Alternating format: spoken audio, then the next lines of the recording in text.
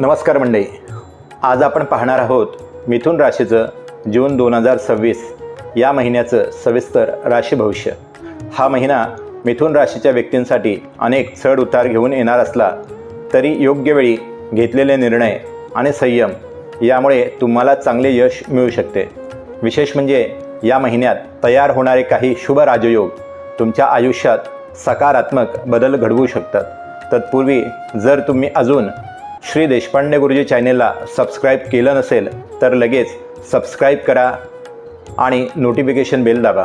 सर्वप्रथम ग्रहस्थितीबद्दल बोलायचं झालं तर 7व्या आणि 10व्या भावाचा स्वामी बृहस्पती तुमच्या पहिल्या भावात विराजमान आहे। त्यामुळे कामाचा ताण आणि जबाबदाऱ्या वाढू शकतात। अनेक गोष्टी एकाच वेळी सांभाळाव्या लागतील। कधीकधी इतकी मेहनत करूनही अपेक्षित परिणाम मिळत नाहीत अशी भावना देखील मनात येऊ शकते। पण इथेच संयम ठेवणे खूप गरजेचे आहे।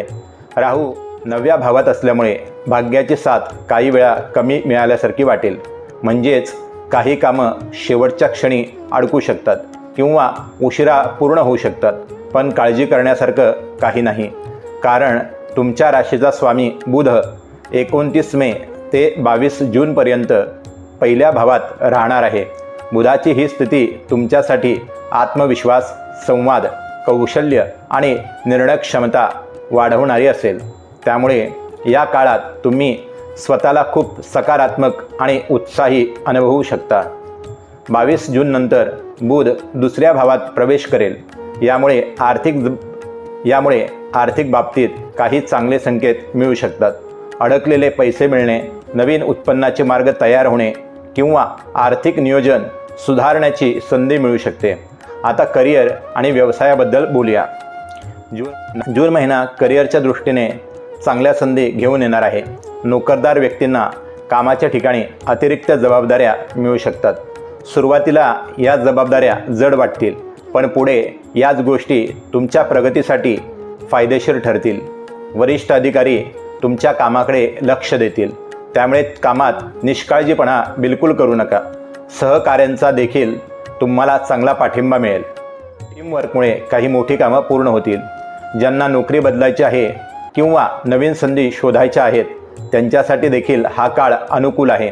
विशेषतः महिन्याच्या पहिल्या अर्ध्यात चांगले कॉल किंवा ऑफर्स मिळण्याची शक्यता आहे। व्यवसाय करणाऱ्या व्यक्तींसाठी नवीन संपर्क आणि नवीन क्लायंट फायदेशीर ठरू शकतात। मार्केटिंग, कम्युनिकेशन, मीडिया, एज्युकेशन किंवा ऑनलाईन व्यवसायाशी संबंधित लोकांना विशेष लाभ मिळू शकतो। मात्र कोणतीही मोठी गुंतवणूक किंवा पार्टनरशिप करण्यापूर्वी पूर्ण माहिती घ्या। तज्ज्ञांचा सल्ला घेणं खूप फायदेशीर ठरेल।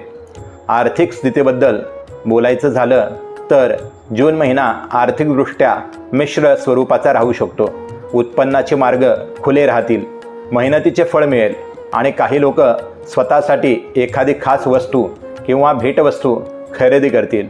पण दुसरीकडे अचानक खर्च देखील वाढू शकतात। घरातील काही कामं, प्रवास, आरोग्याशी संबंधित खर्च होण्याची शक्यता आहे। जर तुम्ही गुंतवणुकीचा विचार करत असाल तर हा काळ पूर्णपणे वाईट नाही, पण घाई करू नका किंवा घाईत निर्णय घेऊ नका।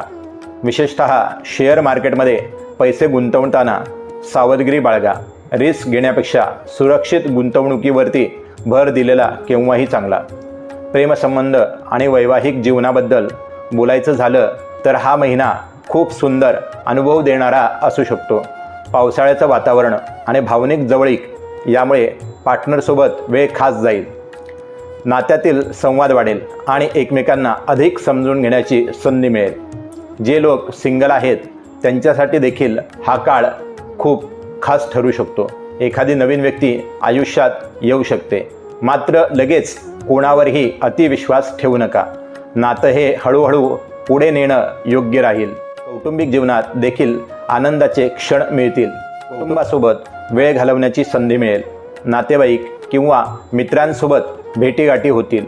घरात एखादा छोटा आनंदाचा कार्यक्रम होऊ शकतो। आता आरोग्याबद्दल बोलूया। मिथुन राशीच्या लोकांनी या महिन्यात आरोग्याकडे दुर्लक्ष अजिबात करू नये। कामाचा ताण, धावपळ आणि अनियमित दिनचर्या यामुळे थकवा जाणवू शकतो। मौसमी आजार, सर्दी, ताप किंवा पचनासंबंधी त्रास होण्याची मोठी शक्यता आहे. विशेषतः महिन्याच्या शेवटी जुन्या किंवा दीर्घकालीन आजारांनी त्रास देऊ शकतो. म्हणून पुरेशी झोप घ्या, योग्य आहार आणि वेळेवर विश्रांती घेणं खूप आवश्यक आहे. मानसिक ताण कमी करण्यासाठी मेडिटेशन किंवा योगाचा आधार घ्या. आता या महिन्यात तयार होणाऱ्या शुभ राजयोगाबद्दल बोलूया. जून महिन्यात हंसा राजयोग, गजलक्ष्मी राजयोग आणि रुचक राजयोग तयार होत आहेत. या राजयोगाचा सकारात्मक प्रभाव मिथुन राशींच्या व्यक्तीवरती पडू शकतो.